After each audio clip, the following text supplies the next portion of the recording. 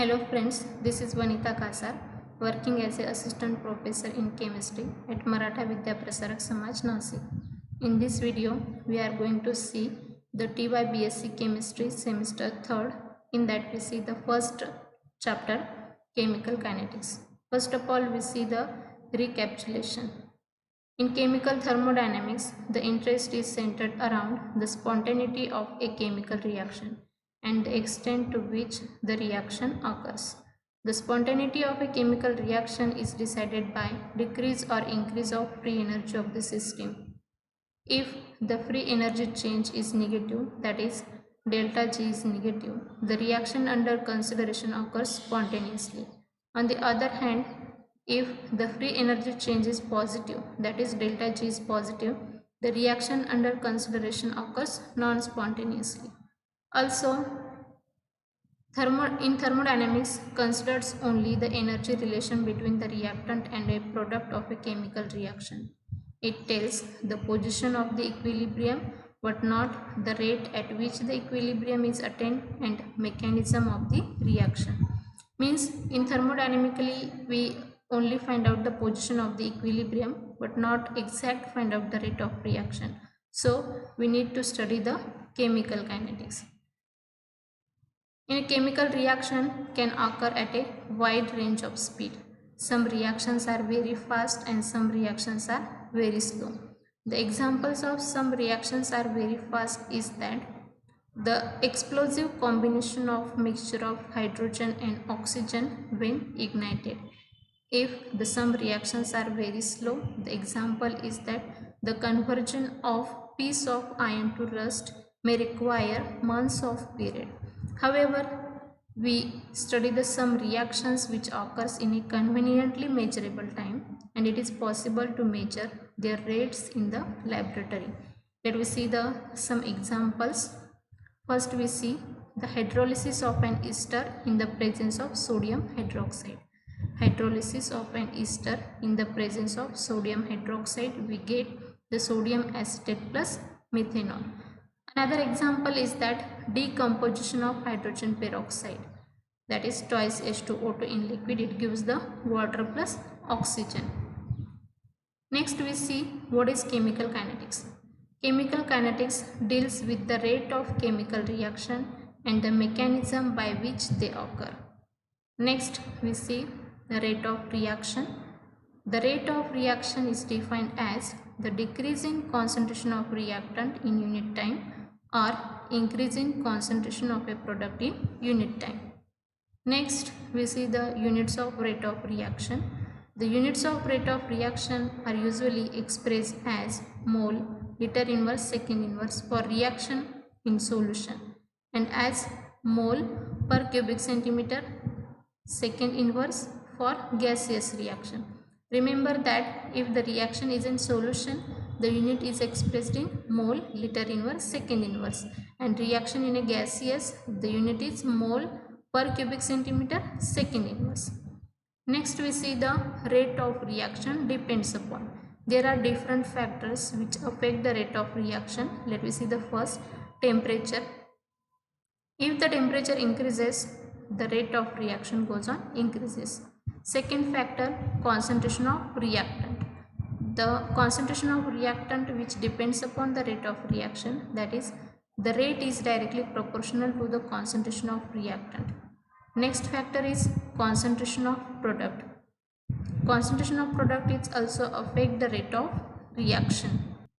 In that the product reforms the reactant. Next factor is that presence of catalyst. Presence of catalyst is also affects the rate of chemical reaction, that is catalyst alters the rate of reaction. Last factor is that particle size of reactant. If the particle size is small, then the rate of reaction is going in a fast. Next we see what is homogeneous reaction and heterogeneous reaction. We already know that what is homo. Homo means single and hetero means more than one. Let me see.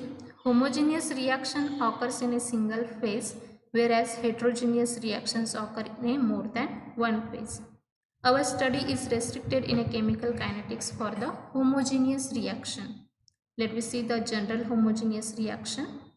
If A moles of A plus B moles of B, it gives the C moles of C plus D moles of D. In here, the small a, b, c and d are the stoichiometric coefficient in the balanced chemical equation, and capital A, B, C and D are the chemical spaces. So, if we write down the rate of reaction for this chemical equation, it is represented as rate is equals to minus 1 divided by A, D concentration of A divided by dt is equals to minus 1 divided by B, D concentration of B divided by dt is equals to 1 divided by C, D concentration of C divided by dt is equals to 1 divided by D, D concentration of D divided by dt. Here we note that minus 1 by A and minus 1 by B means the reactant goes on minus sign. We already know that what is the rate of reaction.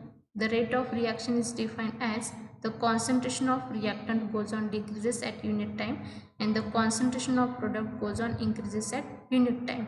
Means reactant A and reactant B concentration is decreases, and reactant C and product C and D the concentration goes on increases, where the concentration of A, concentration of B and concentration of C and D are the concentration of reactant and products.